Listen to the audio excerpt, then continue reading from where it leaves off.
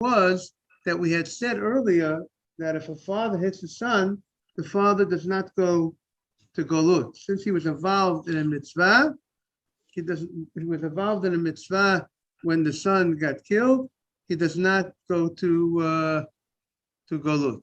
So, and here in our Mishnah says that the father goes to Golut. So that's the question that the Gemara had. Does the father go to Golut or not? Seems contradictory. So that's what the Gemara opens up. Ha'av goleh ayidei ben. You're telling me that the father goes to Golut ayidei ben if he goes ahead and he kills his son. But the Gemara says, but didn't you tell me Yotza'av Hamakes Beno? You told me that a father that hits his son and the son dies, that the father does not go to exile. So it seems contradictory. So the Gemara said, the Gomir, we're talking about in the case when it wasn't necessary for the father to hit the son, because the son was doing the right thing. He learned the lesson without the hitting. He knows the lesson. He didn't need to get the hitting. So the Gemara says, and therefore, if you hit him, if he would have learned, if the son would be able to get the lesson without being hit, so the father had no right to hit the child. So therefore, the father will go to exile. So the Gemara says, "But you told me, even if the son would get the lesson without being hit, you told me still it's a mitzvah kavid, right? So the Gemara is still a mitzvah to humble the kid. Of course, it has to be done right in a proper fashion, as we said. So therefore, it is a mitzvah, even if he would get the lesson without being hit. So the Gemara says, Bishula denagri. We're talking about a case when the kid wasn't a question of doing the right thing in life. The father was being involved in the mitzvah of putting his son on the right derech, to do the right thing, to lead a proper Torah life. The son was doing an apprentice for carpentry. He was being trained, and he wasn't doing the job right. He was goofing off, let's say, on his responsibilities in his internship. So the father went ahead. So the father hit him. So the Gemara says, but still, if that's also, it's still a mitzvah. It's the mitzvah to go ahead and teach us to start the living. So the Gemara says, but still, Shulya denagri chiyutahu delamde. He's teaching him a trade. So he's doing a mitzvah. So the Gemara says, the Gamir Umnuta Achriti. The son already knew another trade. He had already a trade that he was taught, that he's able to make a living. Now the father's teaching him another trade. It's not necessary for the son, in order for the son to make a living.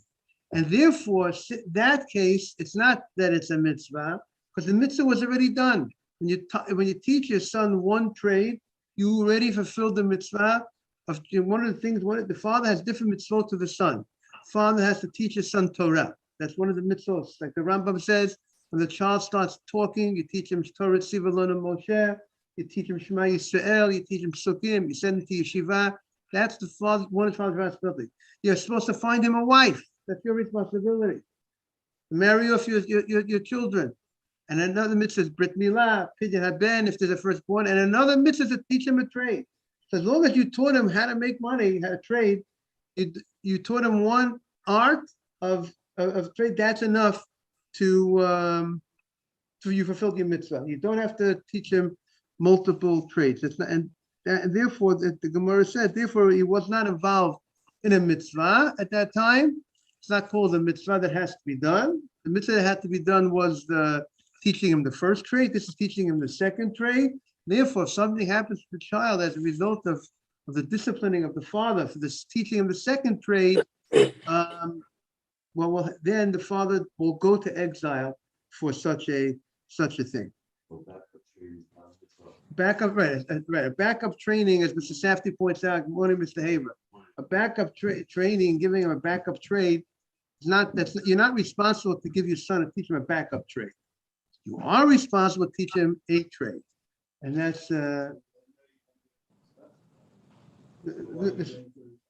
I'm saying the second trade. If you're teaching him a second trade, so therefore you're not. It's not considered that you're involved in a mitzvah, and therefore you would go to exile. You would go to Golut. The time we say that you would be exempt from Golut if an accident happened as a result of a mitzvah, but here it was not as a result of a mitzvah.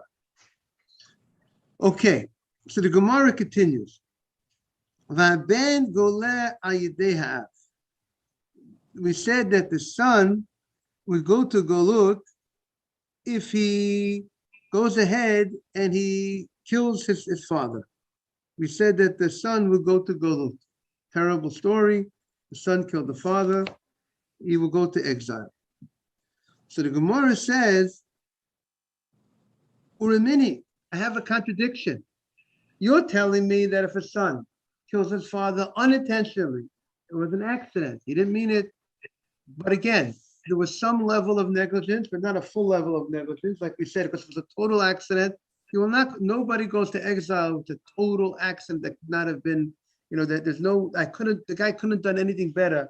That would not. He would not go to exile. Obviously, the son, he killed his father. Talking about a case that the son could have been a little bit more careful, but he wasn't as careful as he could have been. But he wasn't grossly negligent, and therefore he would go to exile if the accident happened. So the Gemara says, Urimini Makkos nefesh. The pasuk says, if a person is Makkos nefesh, Mr. Haber, we are on Chetam Beis 8b, 8b, page 3 now. Now we're on page 3 on the left side, 8b3. So Makkos nefesh, if somebody hits a person in Makkos nefesh, like he took out the soul, you killed the person, you killed the person. Makkos, he took his life, right? That's the case. The case that the Torah sends a person to exile is when he took the person's life. I'll read you the pasuk. The pasuk says, the 6 cities of refuge are for people, Lanu Shama, to run there, Kol Makkos nefesh bishkaga. Anybody that killed someone bishkaga. If it was a shogeg, he killed someone, he runs to the Ari Miklat. So by the fact, now the pasuk talks about Makkos nefesh. So the Gemara says, Prat leMakkos aviv. This comes to exclude somebody who the way the Gemara is understanding now is somebody who killed his father. If someone who killed his father, he will not go to exile. This is what the Breita says. Again, the Breita says, Makkos nefesh, someone who kills somebody will go to the Golut, and we say we're excluding Makkos aviv.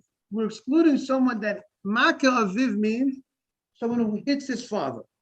The question is, what does the Breita mean? Someone hits his father, and as we know, the Torah says, if a son or a daughter wounds a parent, doesn't kill the parent, wounds the parent, makes a makkah, makes a black and blue mark in the parent, the child gets killed.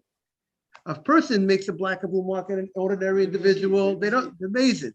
Talking about the child was warned, he did it intentionally, and he goes ahead and he hits one of his parents, and he makes a wound to one of his parents. The law is the child gets killed. That's only, obviously, it's only if it does to a parent. Someone makes a wound to somebody else, they don't get killed for that. Someone hits somebody else. There's other punishments, depending if a person hits somebody, if there was a monetary loss, you have to pay the monetary loss. Someone hits somebody and there was not a monetary loss, guy slaps the guy, guy hits someone across the face. So then there is something he's liable to malkut, lashes. If a person hits somebody, someone gets physical with somebody, and he doesn't cause any monetary. If there's monetary damage, then he just pays the monetary damage. But if there's no monetary damage and he was warned and he did it intentionally in front of witnesses, we give him lashes, malkut, for hitting somebody. And I've said in the past, and I wonder, sometimes kids fight, right? The phenomenon is right. And so a lot of times people say, good morning, Ariel, people say that it's normal for children to fight. But my issue with that is we train children not to do sin. And this, if you since we train children not to do sin, fighting is a sin. So I don't think that we could just say that it's normal to fight because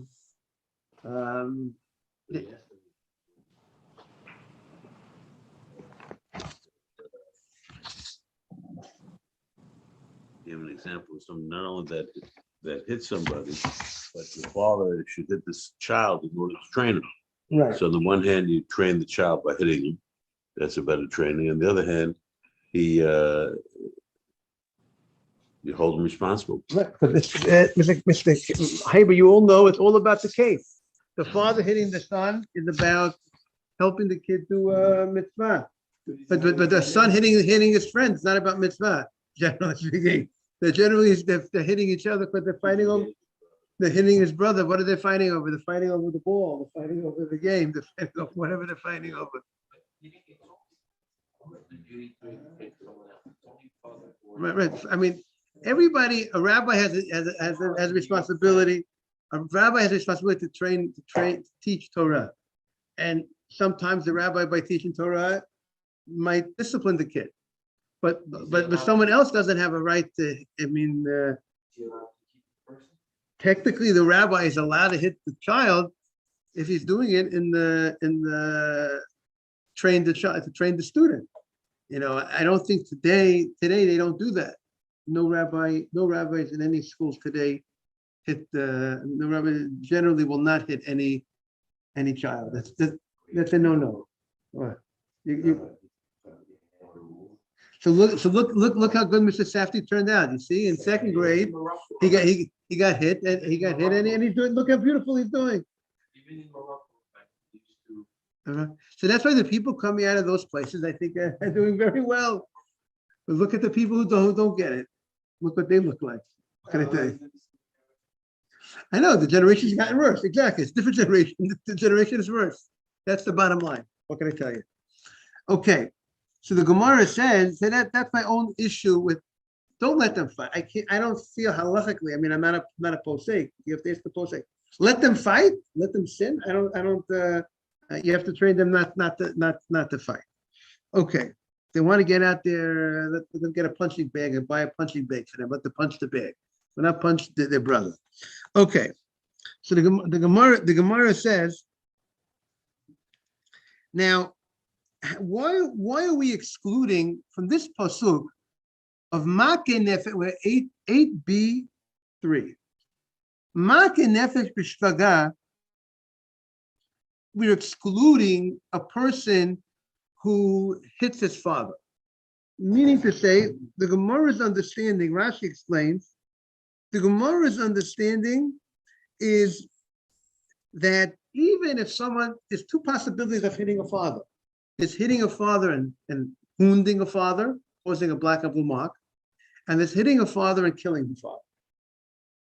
So the Gemara is saying, not only if a person wounds his father, now generally, wounding a father, if he did the act intentionally, he gets killed for that.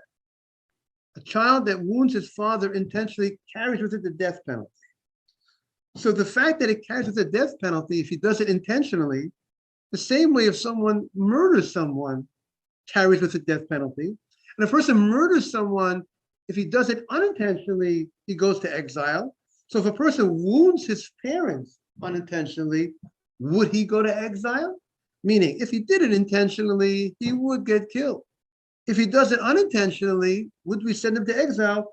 Similar to a regular person who kills someone intentionally goes to exile.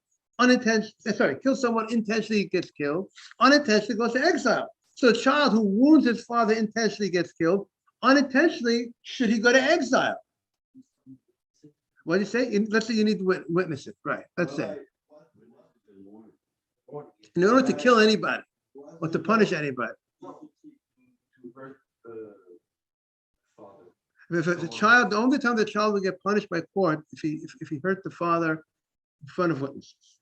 Needs to be witnessed. And he had to be warned. Yes. But by the way, let me say one thing. Therefore, if a child, they say a parent should, we have to see exactly how the application of the halacha. A parent doesn't hit it when a child is a grown up.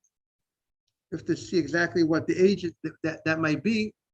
If a parent is not allowed to hit a child, there's a time that a parent is not allowed to hit a child. If there's any concern that the child might hit back, and the child is above bar mitzvah, parents not allowed to hit the child. Because if you hit the child and you're giving him a stumbling block that he's going to hit back, and that means he's going to do a big sin if he hits the parent. So therefore, there are certain ages that a parent is not allowed to hit the child. Yes.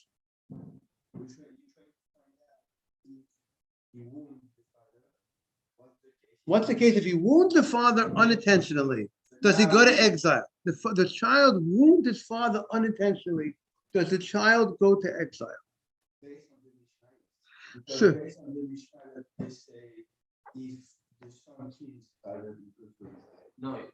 Okay, again. No. The Mishnah stated that if the son killed the father, he goes to exile. So what about if he creates a wound? Right. If a guy wounds his parent, right. You father, you go to exile. So it's very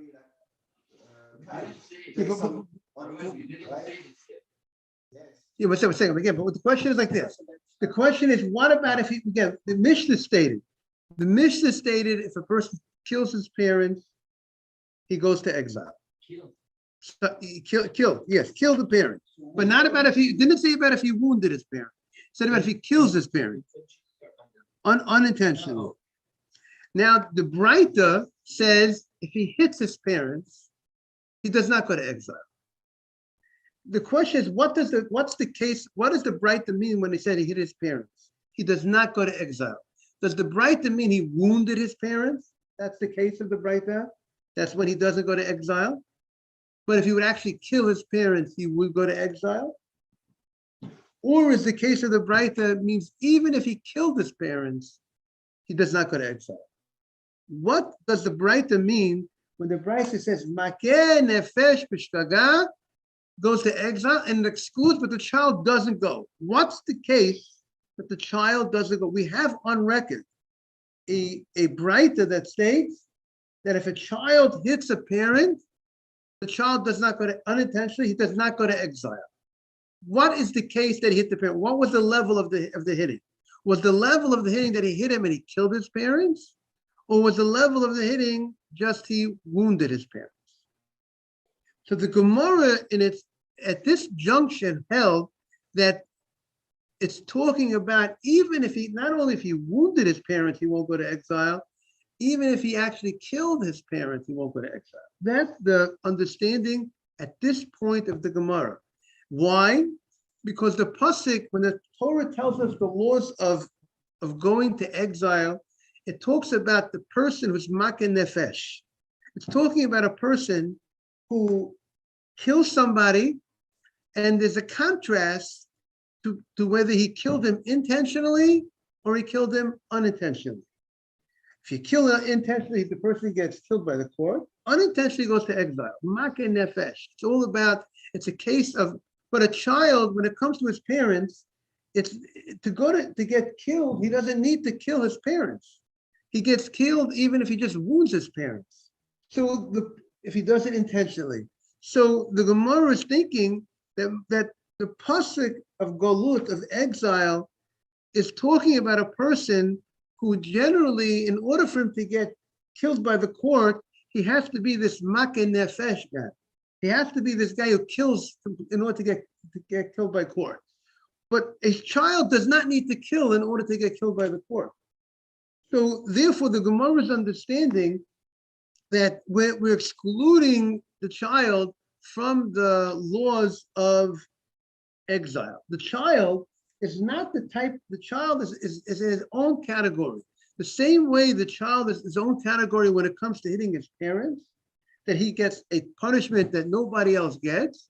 So too, when it comes to if he if he murdered one of his parents unintentionally, he's also in his own category, which would mean most probably that exile would not be enough. The same way that we're more strict on a child wounding his parent than a child wounding anybody else. So the logic would be that the child killing his parents would be more strict than anybody else killing their parents unintentionally. An ordinary person, if he kills his parents unintentionally, he could go to exile. That would do the trick if he kills an ordinary person. But to kill a parent unintentionally, exile will not be enough. That would be the understanding, the logic behind this ruling, that he will be, the child who killed the parent unintentionally will be exempt from exile. He won't go to exile. That's what the Gemara is thinking, that the parasha, that the psukim of going to exile is only talking about a person who the only way he gets killed is only if he kills the other person. But a child who doesn't need to get killed in order to kill someone, he's not in the parasha, he's not in the subject of exile. Yes, you want to.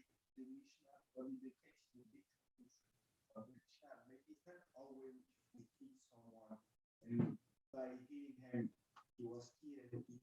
Maybe the son was hitting this father who he was all guy, taking a shower, getting in the car, or come down the stair, and he fell from the stair, whatever case is. The father helps the son helps his father to come down the stair. And I don't know, he missed the stair, then he fell down and he fell. You understand? That type of unintentional case. Yeah, okay, but okay. Let's say that the son hits his father and he got killed. Just say the son. Again, if it says the son goes to exile. If one of these cases happened, you could after that the son is chayav mita, but no, this is they should really 100%. Okay, so let's see what the Gemara has to say about this. Let's see. So the Gemara says, and we'd have to get back to Yaron's point. The Gemara says the following. First, the Gemara opens up Amar Rav Kahana, Lo Kasha, Harab Shimon, Harabana. The Gemara Rav Kahana wants to say that there's actually a dispute regarding this idea. If a child kills his parent unintentionally, whether he goes to exile or not. The Mishnah states he goes to exile. The Braita states he does not go to exile. Why is it? It seems contradictory. The answer is there's two different opinions. It's contradiction would be if I say something one time and I say something the opposite a different time. I'm contradicting myself. But if two different people could have two different opinions, and therefore Rav Metzia and Abba Shaul could have said, Rav Yosef has his opinion. Two different opinions. It's no contradiction. Two different rabbis came up with two different conclusions. And what's it based on? The Gemara says it's based on the following. The question is, there are different types of ways that the court metes out capital punishment. There's four types of capital punishments. One is sreifa. Sreifa is that they drink hot lead. One is hereg, saif, that they with a sword the person gets killed. One is chenek, where the person gets, it's like strangulation. They pull something by his neck and he dies. Serious stuff. And one is skila, thrown down from not pretty. They're not pretty, but some are more considered more strict than others. Some, Shabbat has skila, Shabbat, and which skila seems to be with, obviously one of the we look at skila as the most strictest punishment. It's thrown down from a certain area, and if he's still alive, then they throw stones on him. If he's still alive after he's thrown down from a certain height. So that's the most serious, according to the way we understand, is the most serious, right? Well, we could tell that it almost, if not never ever happened. That's where we're Yeah, we said the Gemara said like Ariel said, the Gemara said a court that kills once every 7 years, some say once every 70 years, is a murderous court. It's not that these happen very often. You have to be warned, there were witnesses, and intentionally do all these things. So it happens very rarely. But if it happened, if a person was such a, Did it ever happen? it definitely happened. It should have happened.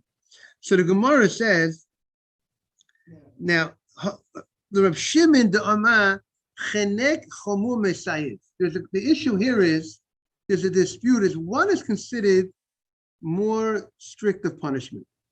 Is chenek, the strangulation, considered stricter than getting killed by the sword?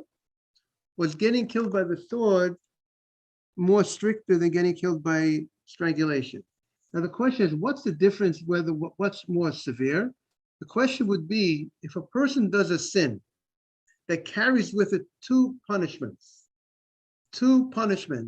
we give him the stronger punishment. If he has both punishments, we give him the stronger one. So now the question is, if a guy did a sin that carries with it sword, getting killed by the sword, and getting killed by strangulation, which one do we give him? Moreh Akiva. So depending on which one is we don't give him both. Which one do we give him? So depending on what you hold is a stronger punishment. So now if a child wounds a parent, what is the punishment for wounding a parent? Chenek, strangulation. That's the punishment. If someone kills someone, what's the punishment for killing someone? He gets killed by the sword. So now, the child that killed a parent, there's two punishments that he's deserved of. One, he's deserved for killing. He's like any other person that kills. He's deserved of getting killed by the sword. And the other one, is strangulation, because he wounded his parent. If he killed his parent, he wounded his parent. So which one do we give to the child? Okay.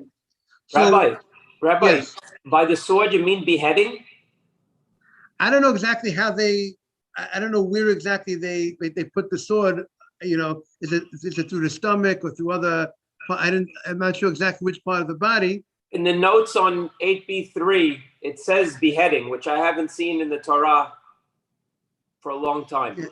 Yes. So I have to look up exactly what does it mean by the sword. How did they do it exactly? But and then in the notes on 8b3 on the right side, the second paragraph, it says subject to death by beheading, which I haven't seen in the Torah anywhere else. Right, I hear, because the Torah does not. It's interesting that the Torah itself does not talk about the details of how the person is killed. The only one that the Torah talks about, we have the Torah doesn't talk about. It talks about skila, talks about stoning. There is also Torah says yisaref, talks about the punishment of the lead, of the hot lead, but it never talks about. It doesn't talk about the strangulation. Is never mentioned in detail. Never says the word strangulation, and even by cherev, I don't think there's a pasuk that says. There's no pasuk in the Torah that says you take the sword. What the pasuk says is mot yumat. Pasuk might say he gets killed, and then there's the oral law that when Hashem gave the Torah to Moshe, he gave the written law and the oral law to explain it, and then we learn out that it's what is it referred to by the sword. But maybe not everybody can handle it if it's written openly. But if you explain it to the people, maybe they can handle it better. So maybe that's why it wasn't. Certain things are not written openly, but it means by the sword. We have to look up exactly. You're saying it says beheading. What you said? BAB3. What note number? I didn't get the note number. You said on the right side in the notes. It's a Rashi on the second column, 35. Note 35. Note 35. Very good. Yes. Okay. I see that. Very good. So intentionally, right? Only if the guy did it intentionally. So now the question is the following: what do we give the child that killed his parent? If he did it intentionally, what's the punishment? Do we give him chenek, strangulation, or do we give him by the sword? So it all depends which one is stricter. If the sword is stricter, you give him the sword. If strangulation is stricter, you give him the strangulation. Okay. So now, The case of the Torah, when the Torah says a person goes to exile, when he kills someone unintentionally, right? He goes to exile. If he did it intentionally, what will happen to him? He will get killed by the sword. Okay? So now, being that's the case, so if you say that the sword is a stricter punishment than strangulation, okay? If you say a sword is stricter punishment than strangulation, then the child that kills his father, what is the punishment that he's deserved of? Morning, Yosef Tzaddik. If a child kills his father, he would get the sword. Morning, Rabbi. Morning. If the sword is more stricter than strangulation, the child would get the sword, correct? So if the child gets the sword, it's like, therefore, and what's the law? When someone is obligated to get killed by the sword, an ordinary person that kills somebody, he gets also killed by the sword. And an ordinary person that kills someone unintentionally will go to Galut. So therefore, we would say the same thing. The child that kills the father, since his punishment is exactly similar in that case to the person who kills someone who kills an ordinary person, bottom line is they both will get killed if they did it intentionally. So the law that if a person does that sin unintentionally, whatever the law is by killing someone else unintentionally, will go to exile. The son also will go to exile.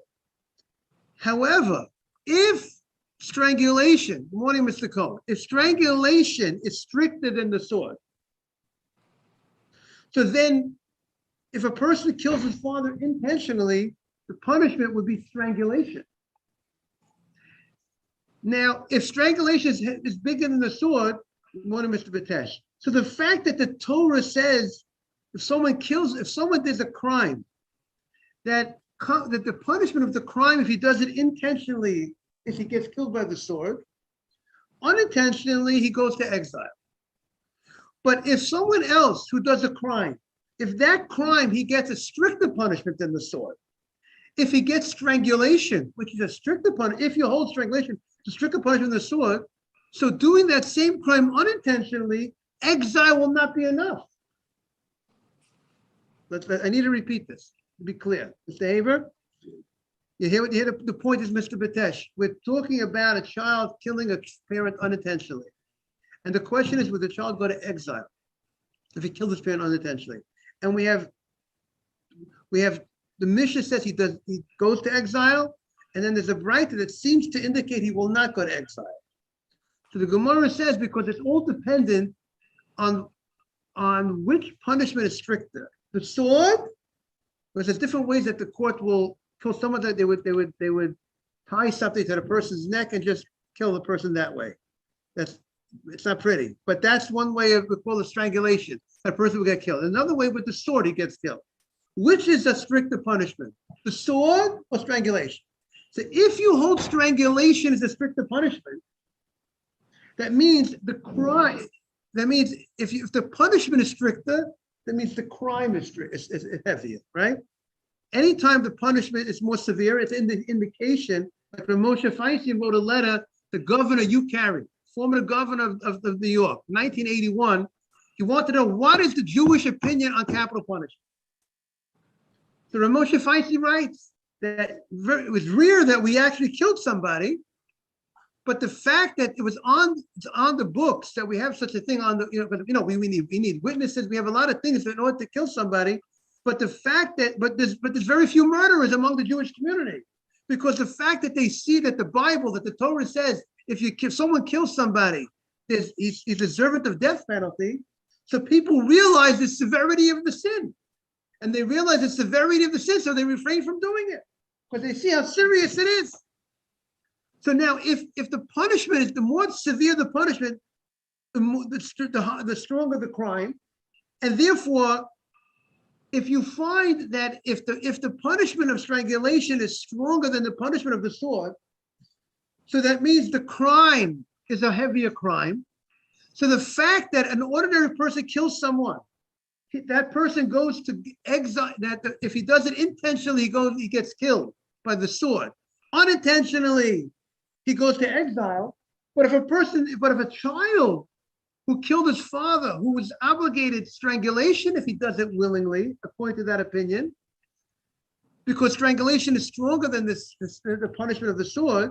So if he does that unintentionally, if he kills his father unintentionally, exile might not be enough. The fact that exile is enough, galut is enough, when a person kills an ordinary person unintentionally, does not mean that exile is enough when a person kills his father unintentionally. Because the crime of killing the father unintentionally is greater than the crime than the killing an ordinary person unintentionally. In what way is it greater? Because if you say that the punishment for killing the father unintentionally is chenek, is strangulation, which is, if you say that's stronger than the sword, so therefore unintentionally it's not enough to say that he just goes to exile. Exile might not be enough. And we always say if it's not enough, he doesn't go there. If he's deserving of a stricter punishment, the punishment needs to fit the crime. And therefore, he will not go to exile. So if you hold that strangulation is stricter than the sword, he will not go to exile. That's that opinion. And the other opinion that says he goes to exile is because that opinion holds the sword is greater than that is a stricter punishment than strangulation. And if he kills his father, he's obligated to the punishment of the sword intentionally, and therefore unintentionally, he will get exiled like everybody else who's obligated the punishment of the sword intentionally and unintentionally goes to exile. Because anybody who kills anybody, an ordinary person, is obligated death by the sword. That is if he does it intentionally. So now that's what the Gemara says. If you look at the Gemara inside, the Rab Shimon, the Amachenek Chama B'Sayif, Rab Shimon, who says that strangulation is more stricter than the sword, Shigat Sayif, if you did it unintentionally, you did a crime. That would, if you would have done it intentionally, would carry with it the sword. Nidal Kapara. That, if you do it unintentionally, that type of crime, you have atonement by going to exile. But Shigat Chenek, but unintentionally on a crime that would have carried with it strangulation, which is stronger, Lo Nidal Kapara. It's not enough. It's not enough to go to exile to be atoned. But the Rabbanan, the Amri, Saif, Choma Mechanek, the Rabbanan that say the sword is more stricter than strangulation. They understand that it's a worse punishment to get killed by the sword than to get killed by strangulation. If that's the case, then the child who killing his father is obligated the sword punishment if he does it intentionally. So if he does it unintentionally, he'll go to exile like everybody else who's obligated the sword punishment by killing someone intentionally and goes to exile unintentionally. But Rabbanan the Amri Saif Chom Mechanek, that the sword is more stricter than strangulation. Horeg Aviv B'Shogeg, someone who kills his father unintentionally, Shiga Saifu. It's an unintentional act of an act that would carry with it the punishment of a sword. The Shiga Saif Nitna Lakapara. And the Shogeg of Saif of the sword has kapara, and therefore will have kapara. The son will go to exile, will have atonement. Someone wounds his father.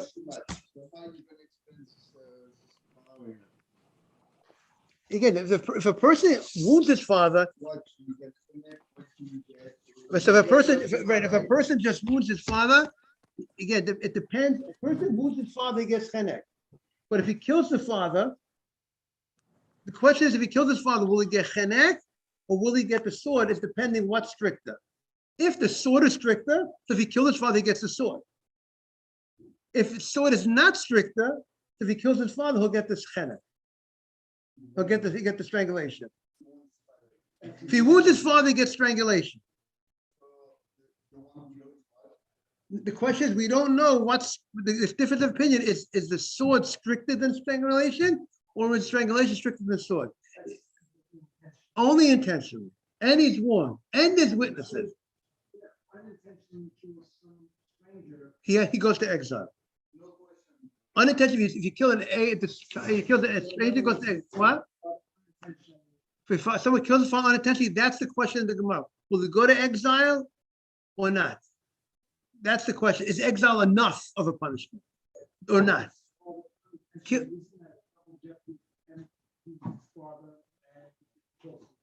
Right. So this right. So that's right. That's that right. Exactly. There's two punishment that he's obligated as a result of that. But the question is, which one will he?